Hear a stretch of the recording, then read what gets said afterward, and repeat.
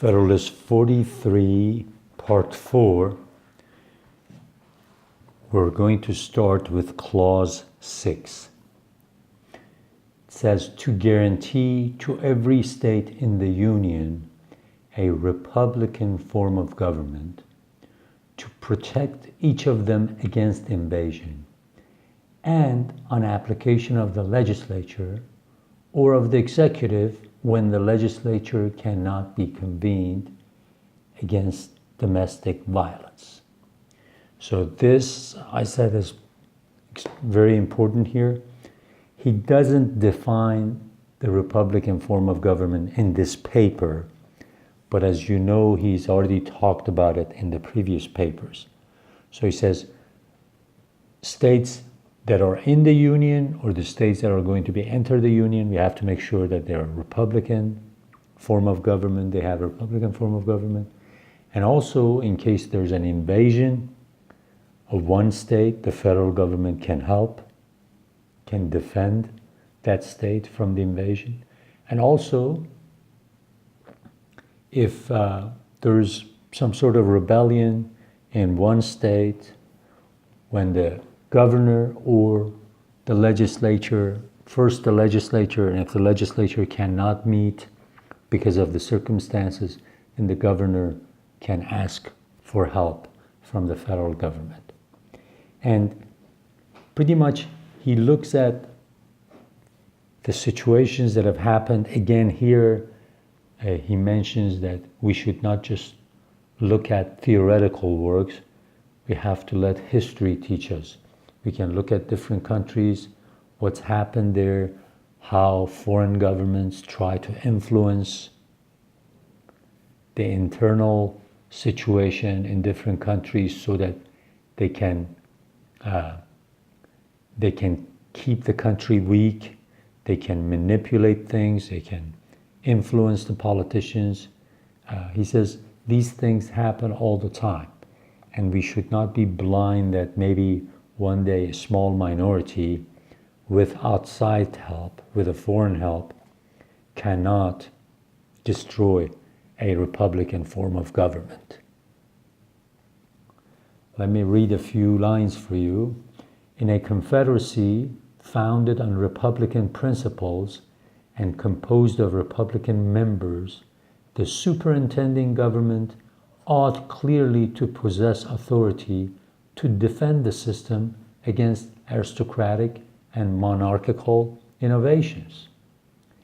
The more intimate the nature of such a union may be, the greater interest have the members in the political institutions of each other, the greater right to insist that the forms of government under which the compact was entered into should be substantially maintained. But a right implies a remedy, and where else could the remedy be deposited than where it is deposited by the Constitution? Governments of dissimilar principles and forms have been found less adapted to a federal coalition of any sort than those of a kindred nature. So when we are making a federal government, a federal union, the governments that form this union should be very close to each other in form. In other words, all of them have to be republican. You can't have a republican government in one of the states of the union, an aristocratic one in the other. It says history has taught us that they have to be very similar. As the Confederate Republic of Germany, since Montesquieu, consists of free cities and petty states subject to different princes, experience shows us that it is more imperfect than that of Holland and Switzerland.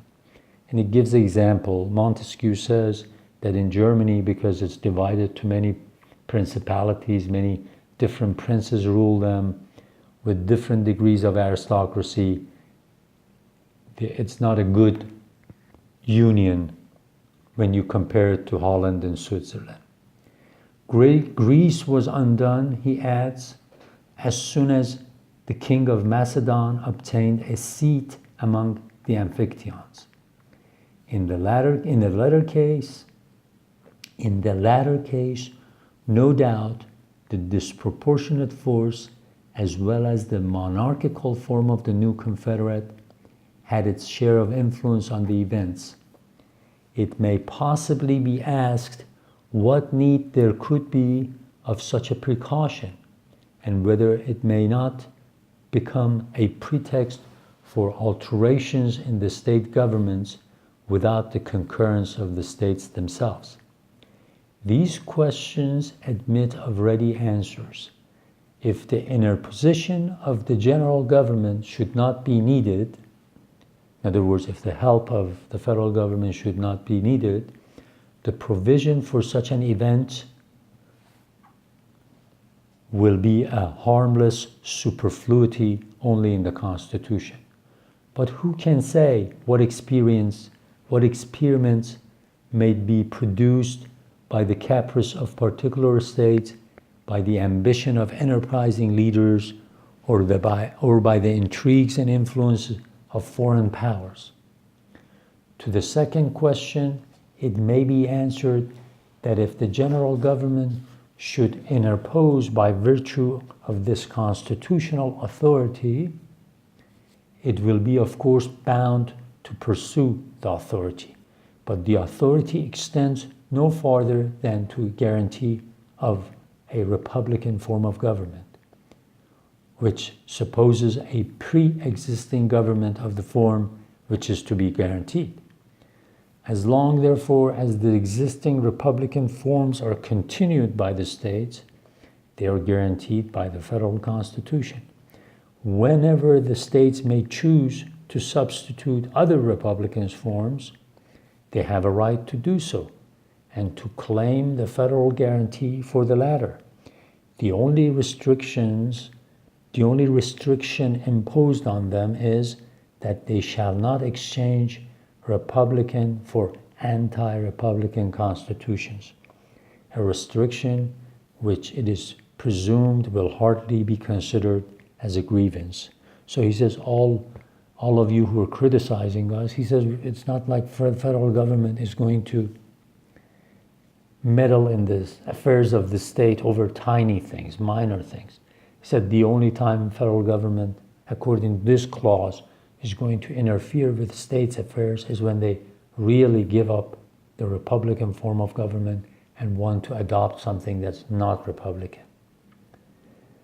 Okay, he'll continue. A protection against invasion is due from every society to the parts composing it. The latitude of the expression here used seems to secure each state not only against foreign hostility, but against ambitious or vindictive enterprises of its more powerful neighbors. The history both of ancient and modern confederacies proves that the weaker members of the Union ought not to be insensible to the policy of this article. Protection against domestic violence is added with equal propriety.